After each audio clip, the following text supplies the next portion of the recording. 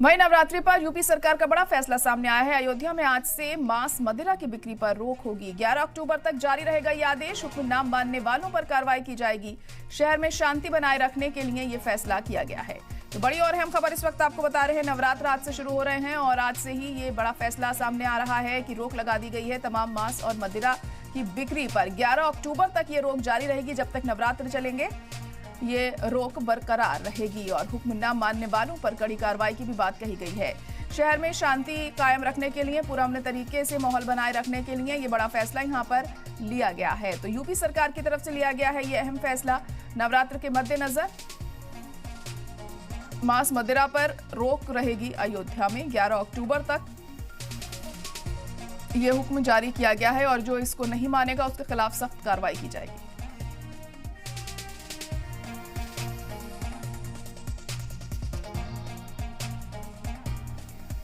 तो अयोध्या में आज से इस बिक्री पर रोक लगा दी गई है। मांस मदिरा की बिक्री पर पाबंदी लगा दी गई है।